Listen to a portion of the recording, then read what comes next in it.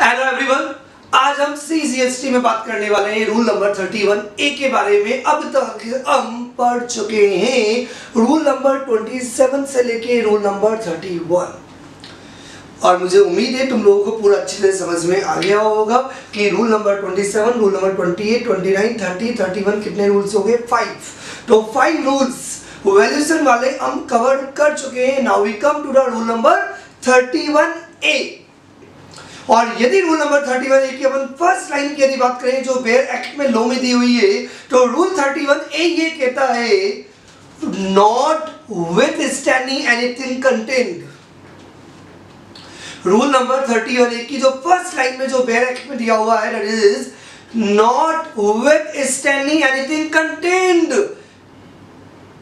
इसका मतलब सब बाहर में जाए, irrespective of any of provisions, irrespective of any of provisions जो सप्लाईज नोटिफाइड है रूल नंबर 31A के अंदर, उस सप्लाईज के लिए रूल नंबर 31A के अकॉर्डिंग ही वैल्यू कैलकुलेट करनी होगी।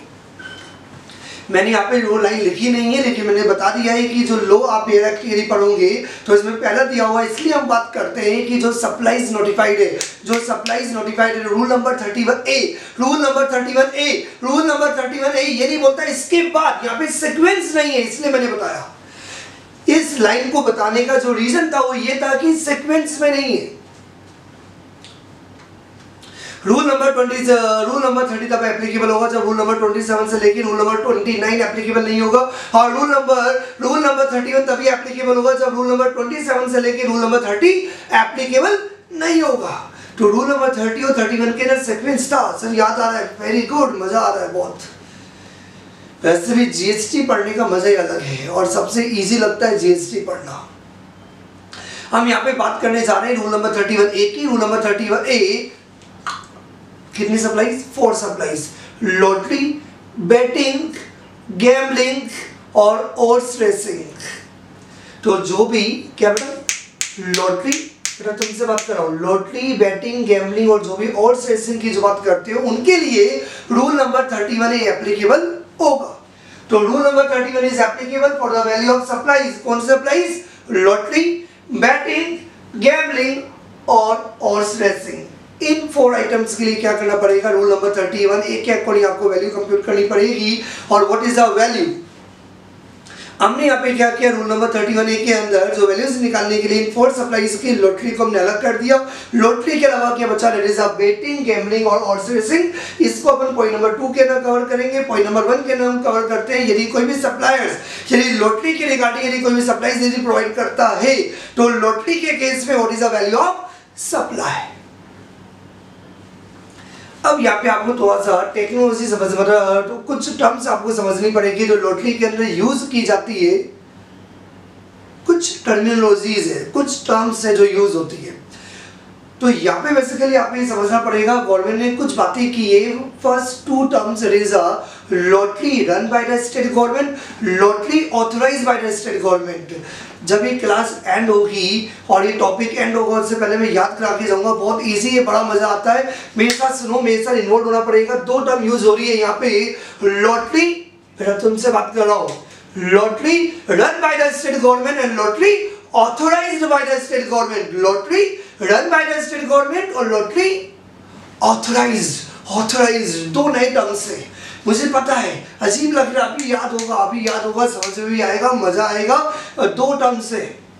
अच्छा पढ़ क्या रहे हैं? पॉइंट नंबर 1, लॉटरी के केस में वैल्यू ऑफ सप्लाई क्या होगा? क्या लॉटरी के केस में वैल्यू ऑफ सप्लाई क्या होगा? 2 point, whether lottery run by the state government और whether lottery authorised by the state government. Lottery run by the state government, मेरा बोलो मेरे साथ। सब समझाते क्यों नहीं हो? ना, मैं जितना याद कराता हूँ उससे ज़्यादा समझाने में बिलीव करता हूँ। दोनों 1 by 1 मैं बिलीव दोनों में करता हूँ। ओनली समझाने में बिलीव नहीं करता, रट्टा मारने में बिलीव करता हूँ। दोनों करना है। क्लास के बाद टॉपिक खत्म। 2 वर्ड यूज किए यहाँ पे लॉ मेकर्स ने। 1 इज अ, बोलो ना बेटा, lottery run by the state government, lottery authorized by the state government. For example, यदि राजस्थान गवर्नमेंट यदि लॉटरी यदि ऑर्गेनाइज करती है रन के लिए आपको याद करना पड़ेगा ऑथोराइज, ऑर्गेनाइज्ड स्टेट। इसका मतलब ये हुआ कि यदि राजस्थान गवर्नमेंट के द्वारा यदि लॉटरी ऑर्गेनाइज की जाती है तो, और यदि, अब सुनना बहुत ध्यान से, यदि वो लॉटरी के जो टिकट्स हैं जो सेल किए जाएंगे ओनली राजस्थान में सेल किए जाएंगे तो इसे बोला जाएगा lottery run by state government. और ये राजस्थान के अलावा यदि आप महाराष्ट्र और दिल्ली में भी यदि आप सेल कर सकते हो तो इसे बोला जाएगा lottery authorised by state government, lottery authorised by state government. Sir ऊपर से आ गया दो टर्म से, lottery run by state government, lottery authorised by state government. Hello, lottery run by state government, lottery authorised by state government. यदि आप बात करें lottery run by state government तो lottery run by state government का मतलब ये हुआ कि जो ऑर्गेनाइज्ड स्टेट है, जो ऑर्गेनाइज्ड स्टेट है वहीं पे लॉटरी सेल होगी, उस ऑर्गेनाइज्ड स्टेट के अलावा कहीं और सेल नहीं कर सकते, उसे बोलते हैं lottery run by state government. क्या बोला मैंने? Lottery run by state government का मतलब ये हुआ कि यदि राजस्थान गवर्नमेंट के द्वारा यदि लॉटरी ऑर्गेनाइज की जाती है और राजस्थान में ही आप लॉटरी के टिकट सेल कर सकते हो तो इसे हम बोलेंगे lottery run by state government. और यदि आप लॉटरी के टिकट्स यदि राजस्थान के अलावा महाराष्ट्र में भी सेल कर सकते हो, दिल्ली में भी यदि सेल कर सकते हो तो इसे हम बोलेंगे lottery authorised by state government, lottery authorised by state government. Sir याद हुआ, समझ में आया? यदि जो लॉटरी जिस स्टेट में ऑर्गेनाइज्ड की जा रही है उस ऑर्गेनाइजिंग स्टेट के द्वारा यदि लॉटरी रन की जा रही है और यदि उसी स्टेट के अंदर यदि आप सेल करने की परमिशन देते हो, उसी स्टेट के अंदर यदि सेल किया जाएगा तो इसे बोला जाएगा lottery run by state government. और यदि ऑर्गेनाइज स्टेट के अलावा यदि आप अदर स्टेट में भी सेल कर सकते हो उसे बोलते हैं lottery authorised by state government. पहला पॉइंट तो आपको ये याद करना था। अब दूसरा पॉइंट आपको ये याद रखना है कि जो lottery run by state government है, जहां ऑर्गेनाइज स्टेट के अंदर लॉटरी सेल की जाती है वहां पे रेट ऑफ जीएसटी जिस तरीके से दिया वैसे याद मत करना, जैसे मैं बोल रहा हूं वैसे याद रखो। Lottery run by state government के अंदर जीएसटी का रेट 12% है, जीएसटी का रेट 12% है। कितना परसेंट है? 12%। किस केस में? हेलो, किस केस में? इन case of lottery run by state government. मजा आ रहा है? यदि lottery run by state government है तो उस केस में जीएसटी का रेट 12% है। और यदि लॉटरी ऑर्गेनाइज स्टेट के अलावा अदर स्टेट में भी यदि आप सेल कर सकते हो, lottery authorise by state government, rate of GST 28%, rate of GST 28%। मेरे साथ बोलो, जब भी मैं क्लास देता हूं, जब भी मैं यहाँ पढ़ाता हूं तो मेरी क्लास वीडियो सुनते हो तो एक बात याद रखा करो, सेपरेट रूम के अंदर मेरा वीडियो सुना करो, मेरे साथ इन्वॉल्व हो जाया करो, मेरे साथ बोला करो। ऐसा लगना चाहिए कि मैं क्लास में हूं तुम्हारे सामने, जिस रूम में तुम ये वीडियो देख रहे हो, क्योंकि मेरा एक टारगेट है। व्हाट आई वांट कि स्टूडेंट यदि आधा एक घंटा यदि मेरी वीडियो देखे उसके और उसको देखने की जरूरत ना पड़े, उसी क्लास के अंदर उसे कंसेप्ट भी याद हो जाए, क्योंकि I want to save the time of students. I believe in study less and ज्यादा प्रोडक्टिविटी आए, मतलब कम टाइम में हम ज्यादा काम कर पाए। तो मेरे साथ इन्वॉल्व हुआ करो, ऐसे दुखी होकर ना पढ़ा करो, इंटरेस्टिंग इन्वॉल्वमेंट। तो इसे सेपरेट रूम के अंदर स्टडी किया करो। Yes, come back. क्या बात करो बेटा? Lottery run by state government, lottery run by state government, rate of GST कितना है? 12%। रेट ऑफ जीएसटी कितना है? 12%। और ये lottery authorise by state government, lottery authorise by state government, rate of GST कितना है? 28%। रेट ऑफ जीएसटी कितना है? 28%। Now we have to calculate the value of supply। हमें जीएसटी कैलकुलेट नहीं करना था, हमें वैल्यू ऑफ सप्लाई कैलकुलेट करना था। सर वैल्यू क्या होगा? गवर्नमेंट ने ये बोला कि जो वैल्यू कैलकुलेट करने का जो तरीका है ना वो इंक्लूसिव है। मींस जो टिकट का जो फेस वैल्यू होगा, उस वैल्यू के अंदर हम इंक्लूड मानते हैं। मतलब वैल्यू आपको क्या करना पड़ेगा? बैक में जाना पड़ेगा। इसका मतलब ये हुआ कि ये टिकट का जो फेस वैल्यू है वो 500 रुपीज है मान लो। तो टिकट का यदि फेस वैल्यू 500 रुपीज, तो मानते हैं कि 500 रुपए में अलग से जीएसटी नहीं लगेगा। उस 500 रुपए के अंदर जीएसटी ऑलरेडी इंक्लूडेड है। 500 रुपए के अंदर जीएसटी ऑलरेडी इंक्लूडेड है।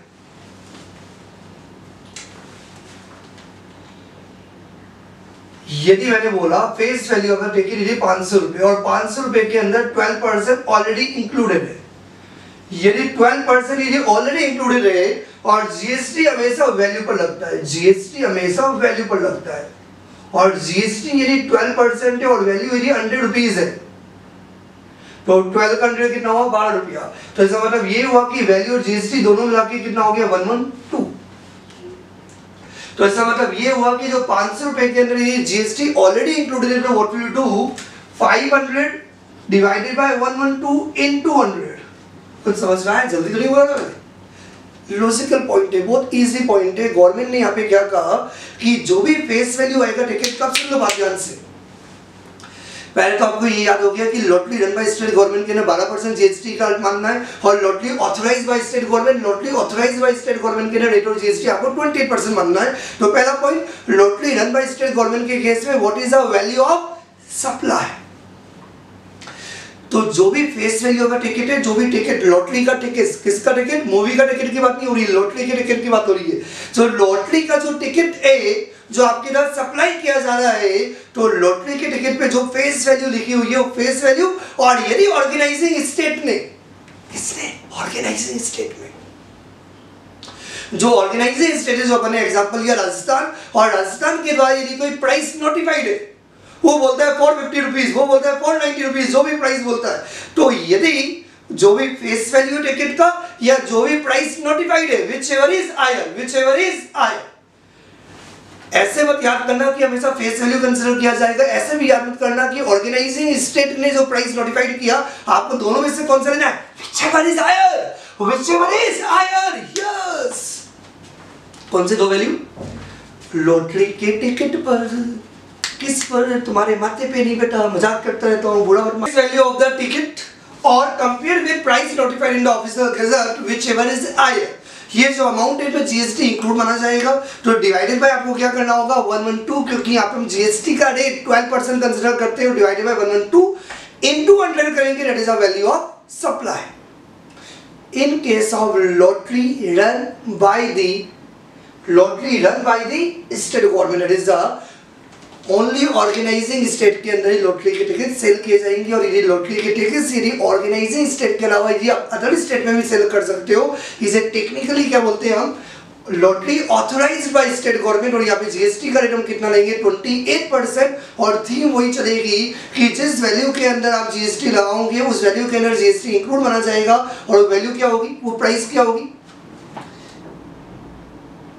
Face value of the lottery ticket, face value of the lottery ticket compare with price notified in the official gazette by the organising state.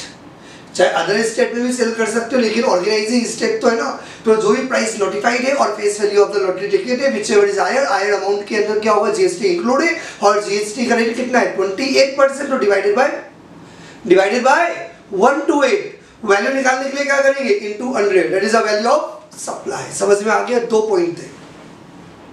तो जब भी आपका कोई क्वेश्चन एग्जाम में आता है लॉटरी के रिगार्डिंग कि वैल्यू ऑफ सप्लाई क्या होगा, तो सबसे पहले आपको देखना पड़ेगा कि लॉटरी के टिकट्स ऑर्गेनाइजिंग स्टेट में सेल हो सकते हैं या ऑर्गेनाइजिंग स्टेट के अलावा अदर स्टेट में भी सेल हो सकते हैं, और यदि ऑर्गेनाइजिंग स्टेट में सेल होंगी तो अपन जीएसटी का रेट 12% के हिसाब से वैल्यू निकालेंगे, और यदि ऑर्गेनाइजिंग स्टेट के अलावा या अदर स्टेट में सेल करते हो तो देन वैल्यू ऑफ सप्लाई जो ली जाएगी that will be GST consider करते हुए कितना percent, 28%।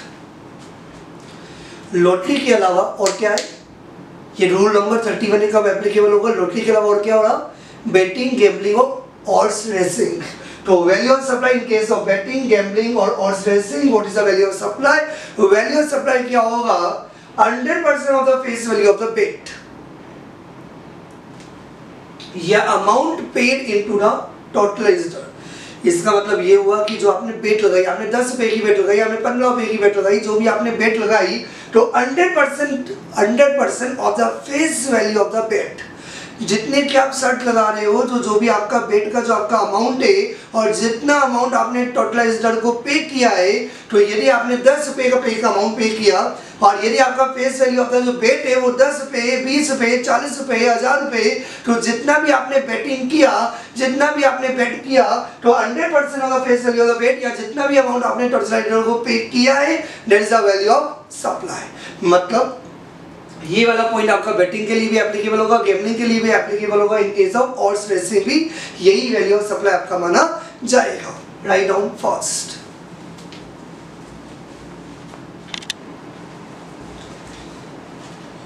Now we come to the rule number 32। Rule number 32 क्या कहता है? Determination of value in respect of certain supplies, and very important point rule number 32 का भी फर्स्ट लाइन। रूल नंबर 32 के अंदर जो फर्स्ट लाइन है अगेन दिया हुआ है, नॉट विथस्टैंडिंग एनीथिंग कंटेंट। बाहर में जाए कहीं भी कुछ भी लिखा है, हम बता रहे हैं ना, irrespective of any of the provisions, it mean जो सप्लाईज रूल नंबर 32 के अंदर स्पेसिफाइड है, उन सप्लाई के लिए रूल नंबर 32 के अकॉर्डिंग ही वैल्यू कंप्यूट की जाएगी। अब तक जो भी आपने पढ़ा है वो इन सप्लाईज के लिए अप्लाई एप्लीकेबल नहीं होगा। तो अब हमें रूल नंबर 32 में ये देखना है कौन कौन सी वो सर्टेन सप्लाईज है जिनके लिए रूल नंबर 32 ही एप्लीकेबल होगा। यही बताएगा कि क्या वैल्यू होगी। चलिए क्या है 5। एक पॉइंट और है वो अलग है, उसको अपन अलग से कवर करेंगे, रूल नंबर 32 का ही पार्ट है। लेकिन रूल नंबर 32 के अंदर 5 सर्टेन सप्लाईज है। कौन कौन सी 5 सर्टेन सप्लाईज है बड़े ध्यान से देखना। Point number A, supply of services in relation to purchase or sale of foreign currencies including money changing. Point number B, supply of services in relation to booking of tickets for travel by air provided by the air travel agent. Point number 3, supply of services in relation to LIB life insurance business. यहाँ पे सिर्फ life insurance business की बात की जा रही है। जो मोटर व्हीकल इंश्योरेंस है, जो अदर इंश्योरेंस है, उनकी बात नहीं की जा रही, लाइफ इंश्योरेंस बिजनेस की बात की जा रही है। Point number C. Point number D, supply of second hand goods, मतलब उन डीलर्स की बात की जा रही है जो सेकंड हैंड माल बेचते हैं, जो खरीदते हैं और बेचते हैं second hand, not first hand. And point number 5 के अंदर बात की जा रही है जब वाउचर के थ्रू आप जो भी सप्लाईज करते हो, तो पॉइंट नंबर ई बताएगा कि वाउचर के केस में व्हाट इज द वैल्यू। क्योंकि अभी तक जो हमने पढ़ा था वाउचर के केस में हमने टाइम ऑफ सप्लाई की बात की थी। यहाँ पे हम बात करें कि वाउचर के थ्रू जो आप सप्लाई करोगे उसका वैल्यू क्या होगा। Rule number 32 in certain supplies के लिए एप्लीकेबल है और इन सप्लाई के लिए वो बताएगा वैल्यू कि किस वैल्यू के ऊपर जीएसटी चार्ज होगा। आज की जो अपन क्लास में जो बात करने जा रहे हैं रूल नंबर 32, हम अभी पहले बात करेंगे पॉइंट नंबर बी। हो सकता है कोई पॉइंट आपको नहीं समझ में आया, कोई प्रॉब्लम नहीं है, क्योंकि हर पॉइंट हमें बहुत डिटेल में पढ़ना है आगे, तो इसलिए मैंने जल्दी जल्दी से रीड कर दिया। अब हम बात करेंगे। तो आज हमारा जो टारगेट होगा पॉइंट नंबर बी होगा। मैं सारे रूल्स पर मतलब सारे पॉइंट्स पढ़ने, पांचों के पांचों पॉइंट पढ़ने, लेकिन यस जो अभी कवर करना है वो पॉइंट नंबर बी कवर करना है। क्या कवर करना है? Point number B.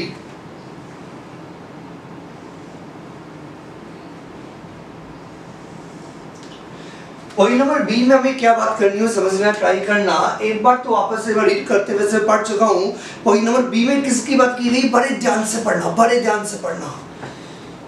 Supply of services in relation to booking of tickets for travel by air provided by an air travel agent.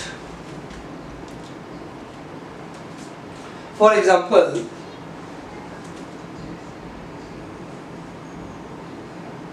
आप अभी जयपुर में हो,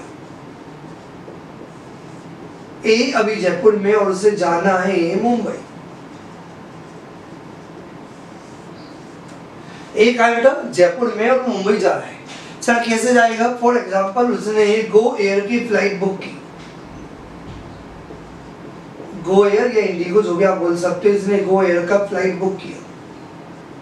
ये फ्लाइट आपको जयपुर से मुंबई लेके जाएगी और उसके लिए आपसे क्या लेगी? That is a fair charge करेगी।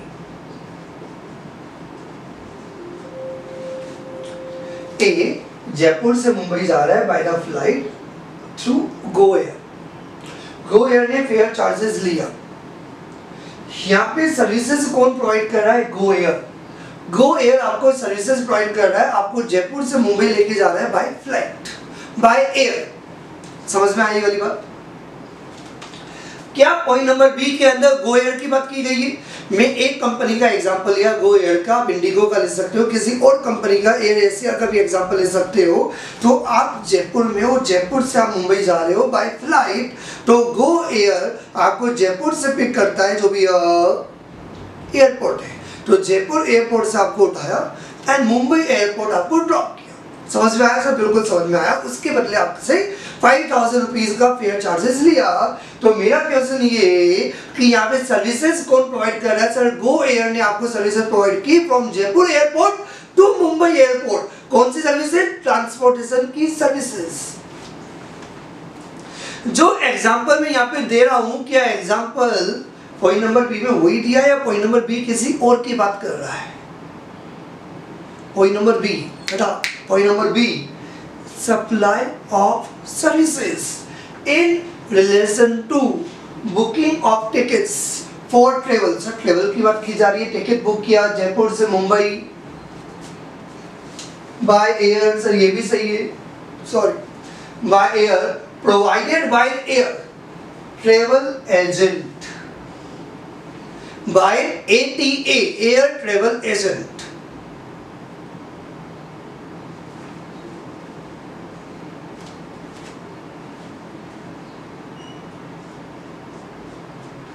सर ये क्या किया आपने?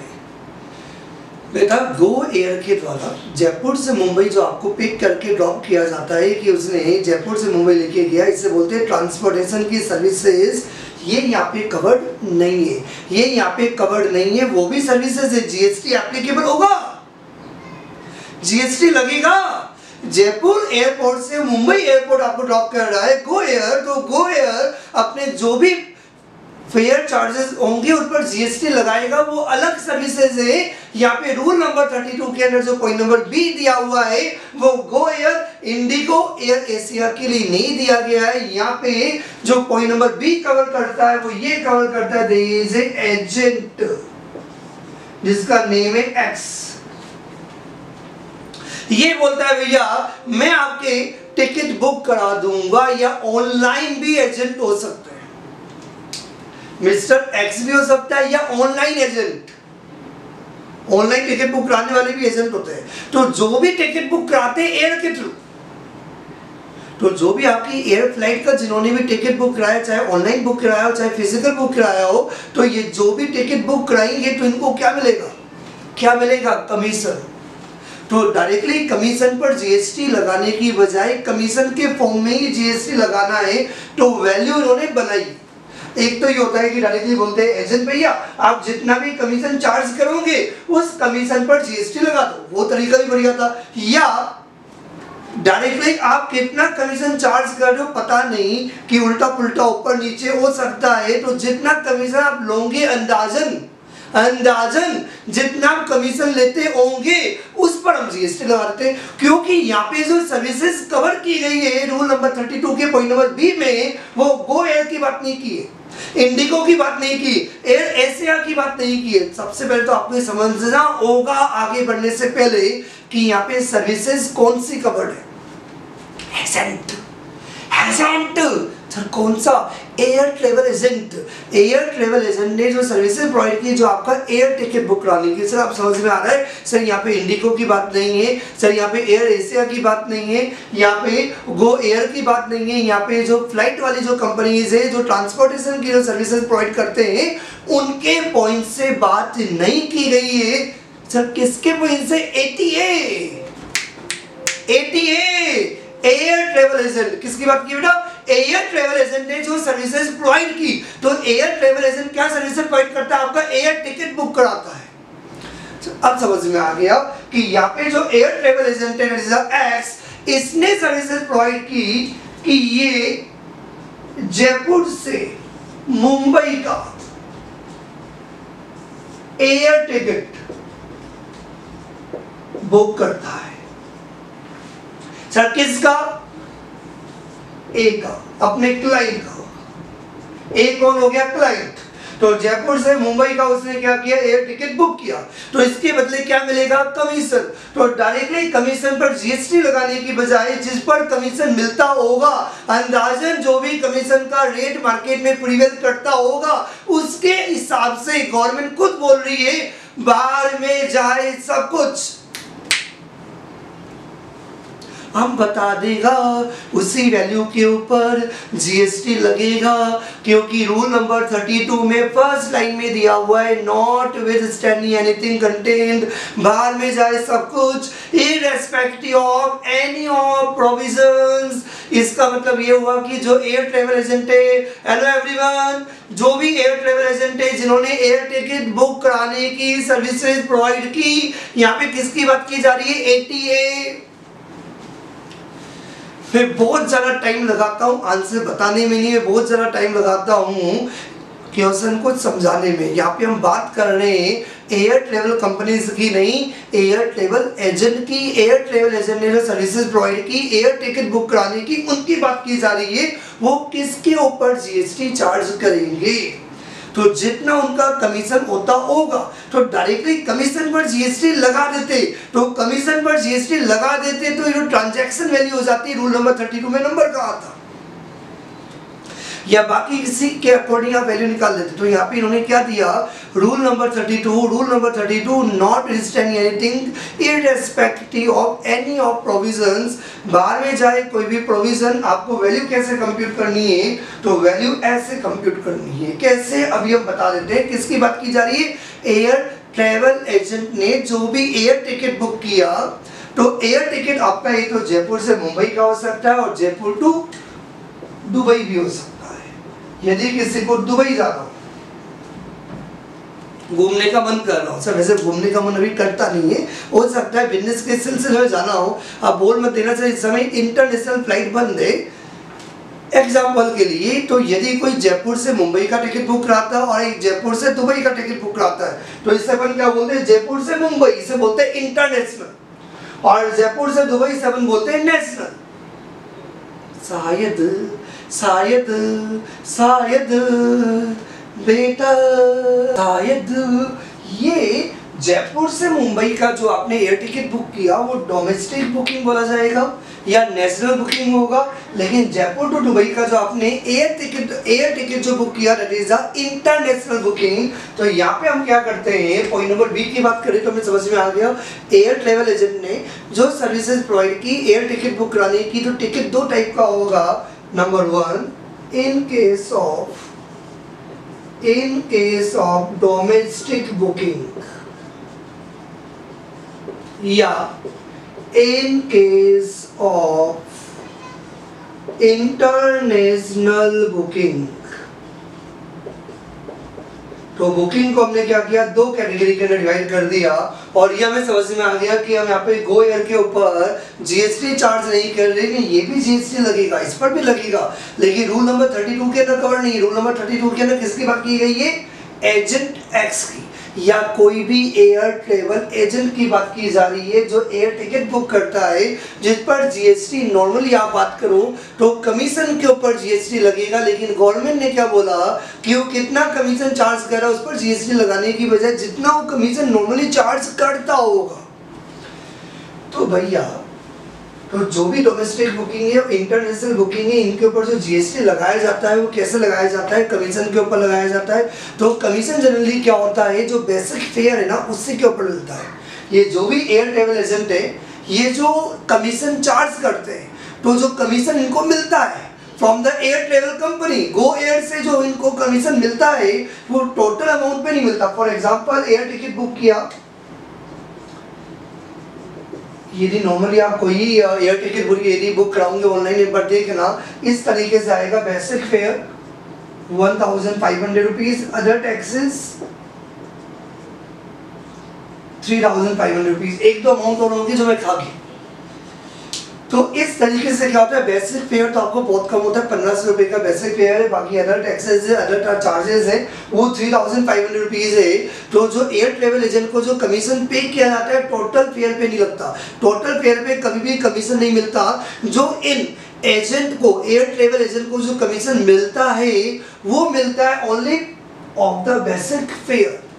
तो जीएसटी जो चार्ज होगा वो भी बेसिक फेयर का ही होगा, क्योंकि कमीशन बेसिक फेयर पे मिलता है। तो बेसिक फेयर का कितना मिलता होगा इनको कमीशन, तो यहाँ पे लॉ मेकर ने बिल्कुल स्पेसिफाइड कर दिया कि जीएसटी के लिए जो वैल्यू मानी जाएगी, value will be, value of supply will be 5% of, value of supply would be 5% of basic fare. और in case of international booking, अब इंटरनेशनल बुकिंग है तो ऑब्वियसली मार्जिन ज्यादा होगा, तो मतलब यहाँ पे कितना होगा, that will be the 10% of basic fair. देखो नॉर्मली लेवल की तरह बात करूँ, माइनस ऐड करने के लिए आप वर्ड बोल सकते हो कि जो कमीशन इनको मिलता होगा उसी कमीशन के ऊपर जीएसटी चार्ज होगा, वही कमीशन वैल्यू मानी जाएगी। लेकिन डायरेक्टली आपको एग्जाम में कमीशन वर्ड यूज नहीं करना, क्योंकि लॉ मेकर ने स्पेसिफाई कर दिया कि जो कमीशन जो होगा वो यहाँ पे 5% है, यहाँ पे 10% है, फिक्स्ड है।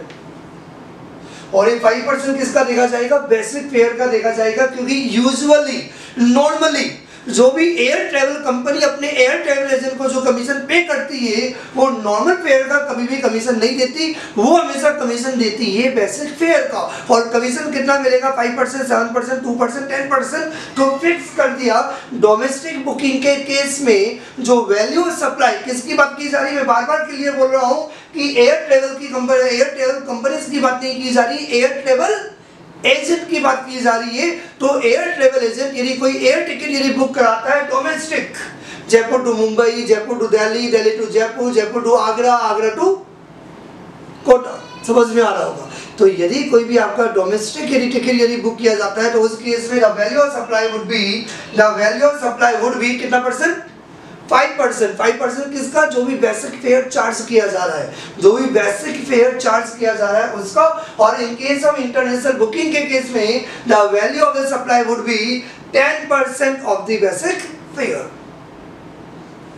इसका मतलब ये हुआ कि ये टोटल जो फेयर था वो अपना 1500 प्लस 3500, टोटल अमाउंट कितना था 5000 रुपीज। लेकिन जो वैल्यू सप्लाई जो मानी जाएगी for the purpose of air travel agent, तो एयर ट्रैवल एजेंट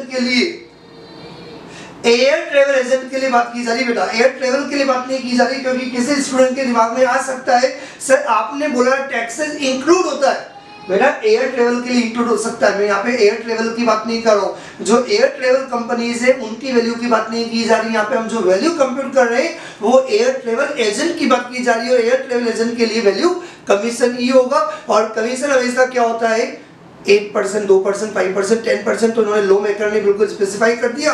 डोमेस्टिक के केस में 5% माना जाएगा और इंटरनेशनल के केस में 10% माना जाएगा। दूसरा पॉइंट, चलिए 5% और 10% किसका होगा, बेसिक फेयर का होगा, टोटल फेयर का नहीं होगा। इसका मतलब ये हुआ कि एयर ट्रैवल एजेंट के लिए जो value of supply for the purpose of GST 5000 का कंसिडर नहीं किया जाएगा, ये नहीं कंसिडर होगा। तो वैल्यू क्या होगा, the value would be the, ये कौन सी बुकिंग है सर, जयपुर टू मुंबई की आप बात कर रहे हो, तो 1500 का कितना परसेंट, 1500 का कितना percent, 5%। There is a value of supply, ये जीएसटी की बात नहीं बेटा, ये वैल्यू ऑफ सप्लाई, इसके ऊपर जीएसटी चार्ज जो होगा जो भी एप्लीकेबल है। समझ में आ गई बात सर, बिल्कुल समझ में आ गई। This is for this. और यदि जयपुर टू दुबई की यदि आपकी कोई फ्लाइट है, जयपुर टू दुबई की यदि आपकी कोई फ्लाइट है, फॉर एग्जांपल यदि इस केस में जयपुर टू दुबई के केस में यदि आपका जो बेसिक फेयर है, यदि बेसिक फेयर है यदि आपका 20,000 रुपीज, तो उस केस में जो वैल्यू ऑफ सप्लाई जो आप लोगे, द वैल्यू ऑफ सप्लाई क्या होगा, 20,000 रुपीज आपका बेसिक फेयर है, 20,000 का कितना परसेंट, दैट इज 10%। सर याद हो गया, सर क्लास में याद हो गया सर, क्या डोमेस्टिक बुकिंग होगी ना, कौन सी बुकिंग होगी, यदि डोमेस्टिक बुकिंग होगी तो जितना भी बेसिक फेयर है उसका 5% वैल्यू ऑफ द सप्लाई होगा, जीएसटी का अमाउंट नहीं है, value of the supply air travel agent के लिए, एयर ट्रैवल एजेंट के लिए वैल्यू ऑफ सप्लाई होगा, जितना भी बेसिक फेयर चार्ज हो रहा है उसका 5%। और इंटरनेशनल के केस में जो अदर टैक्सेस है, अदर जो वैल्यूज है, अदर जो चार्जेस है, जो इंश्योरेंस है, उसकी बात नहीं की जा रही, जो बेसिक फेयर है चाहे आपका डोमेस्टिक हो चाहे आपका इंटरनेशनल, दोनों ही केसेस में बेसिक फेयर का लेना है, और डोमेस्टिक में आपको लेना है 5% और इंटरनेशनल में आपको लेना है 10%, that is a value is 2000 rupees, और इस वैल्यू के ऊपर क्या होगा, जीएसटी वुड बी चार्ज्ड। ये अपना कंप्लीट हुआ point number B, write down first. Have a good to all of you. बाकी पॉइंट्स अपन नेक्स्ट क्लास के अंदर डिस्कस करेंगे।